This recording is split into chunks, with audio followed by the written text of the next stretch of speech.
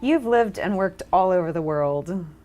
Tell us briefly about where you've been and what you've done and what it has meant for your career to work abroad.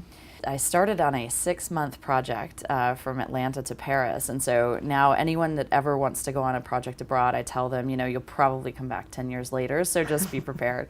So I started in Paris, and I worked for Kodak there, and then I had worked for them for about a year and a half, and then decided to go to business school.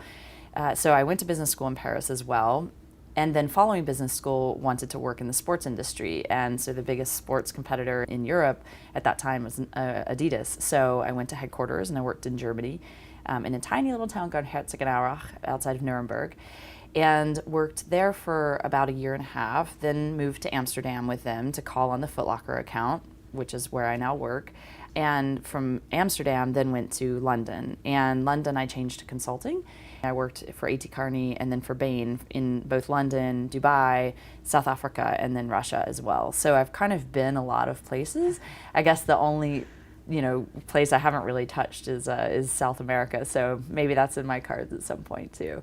But the things I've learned, I think that business around the world is done differently. It depends on culture and what you start with and what you finish with. So in many cultures, it's very much about personal relationship first, and then business is after you establish trust. It's the thing that you then can get to, but you don't start with business right away.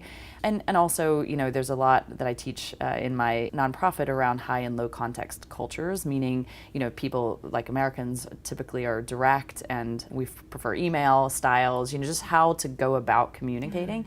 And then if I contrast that to the Middle East, everything's based on trust. And so you have everything in person, it's very hard to just send emails. It's all FaceTime on phones. And so it's just knowing how to flex style depending on who you're dealing with around the world is quite important. And when you get it wrong, you get it really wrong. And I certainly have learned from that as well.